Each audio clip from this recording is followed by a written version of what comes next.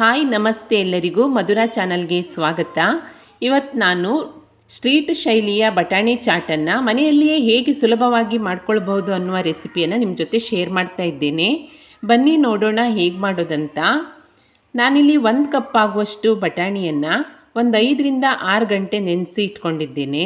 ಇವಾಗ ಇದನ್ನು ಚೆನ್ನಾಗಿ ತೊಳ್ಕೊಂಡ್ಬಿಟ್ಟು ಒಂದು ಕುಕ್ಕರ್ಗೆ ಸೇರಿಸ್ಕೊಳ್ತಾ ಇದ್ದೇನೆ.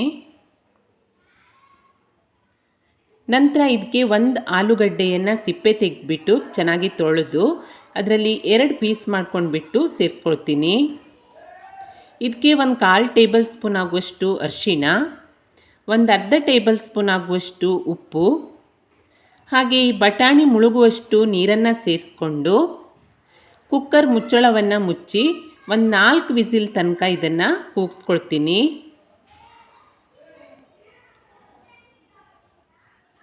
ನೋಡಿ, ಇವಾಗ ಕುಕ್ಕರ್ ವಿಸಿಲೆಲ್ಲ ಹೋಗಿಬಿಟ್ಟು ತಣ್ಣಗಾಗಿದೆ.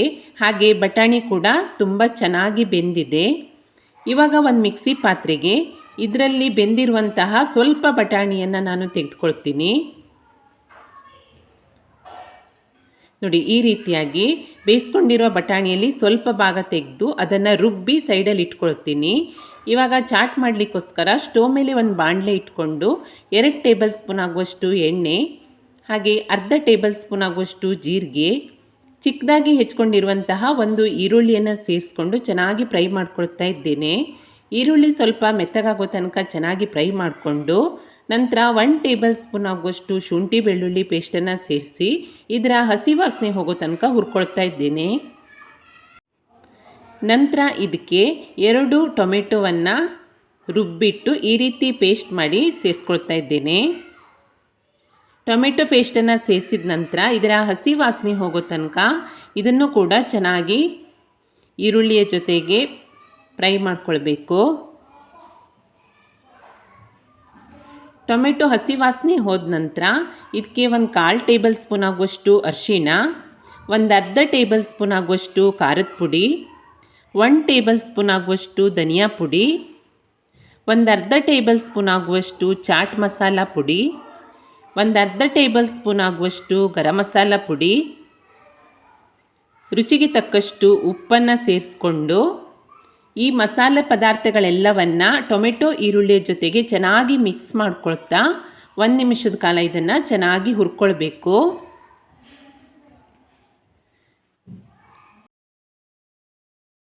ಬಟಾಣಿ ಮಸಾಲ ಈವ್ನಿಂಗ್ ಸ್ನ್ಯಾಕ್ಸ್ ಆಗಿ ತಿನ್ನಲಿಕ್ಕೆ ತುಂಬಾ ಚೆನ್ನಾಗಿರುತ್ತೆ. ಮಸಾಲೆ ಎಲ್ಲವೂ ಈ ರೀತಿಯಾಗಿ ಚೆನ್ನಾಗಿ ಮಿಕ್ಸ್ ಆದ ನಂತರ ನಾನು ಬೇಯಿಸಿ ಇಟ್ಕೊಂಡಿರುವಂತಹ ಆಲೂಗಡ್ಡೆಯನ್ನು ಈ ರೀತಿಯಾಗಿ ಕೈಯಿಂದ ಪುಡಿ ಮಾಡಿಬಿಟ್ಟು ಸೇರಿಸ್ಕೊಳ್ತಾ ಇದ್ದೇನೆ.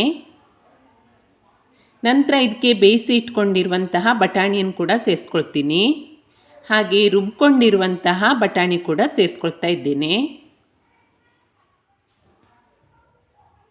ಇವಾಗ ಇದೆಲ್ಲವನ್ನು ಮಸಾಲೆಯ ಜೊತೆಗೆ ಮಿಕ್ಸ್ ಆಗುವ ಹಾಗೆ ಚೆನ್ನಾಗಿ ಮಿಕ್ಸ್ ಮಾಡಿಕೊಳ್ಬೇಕು.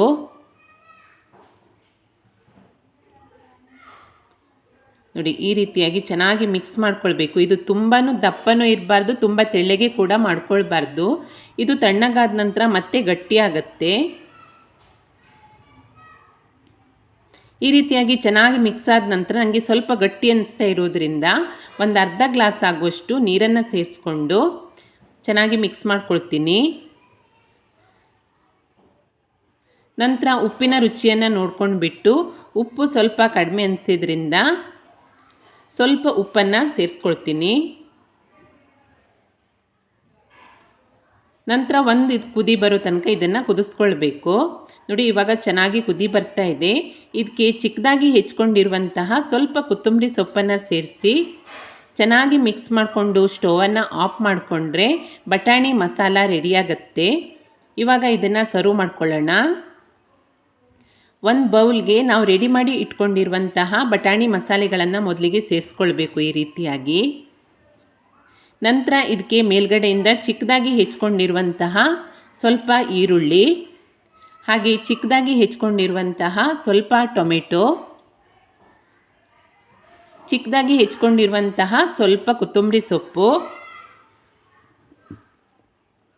ಹಾಗೆ ನಿಮಗೆ ಎಷ್ಟು ಸೇವ್ ಬೇಕೋ ಅಷ್ಟು ಸೇವನ್ನು ಖಾರ ಸೇವನ್ನು ಈ ರೀತಿಯಾಗಿ ಮೇಲ್ಗಡೆಯಿಂದ ಸೇರಿಸ್ಕೊಂಡು ತಿಂತಾ ಇದ್ದರೆ ಸೂಪರಾಗಿರುತ್ತೆ. ಹೇಗೆ ಸ್ಟ್ರೀಟ್ ಶೈಲಿಯಲ್ಲಿ ನಾವು ರೋಡ್ ಸೈಡಲ್ಲೆಲ್ಲ ತಿಂತೀವಲ್ಲ ಬಟಾಣಿ ಚಾಟು, ಸೇಮ್ ಅದೇ ಟೇಸ್ಟ್ ಆಗಿರುತ್ತೆ.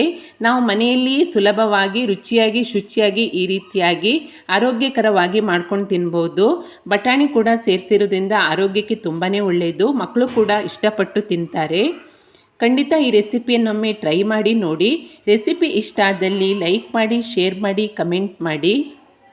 ಹೊಸದಾಗಿ ನಮ್ಮ ಚಾನಲ್ ನೋಡ್ತಾ ಇದ್ದರೆ ಸಬ್ಸ್ಕ್ರೈಬ್ ಮಾಡ್ಕೊಳ್ಳಿ. ಸಿಗೋಣ ಮುಂದಿನ ರೆಸಿಪಿಯಲ್ಲಿ. Thank you for watching.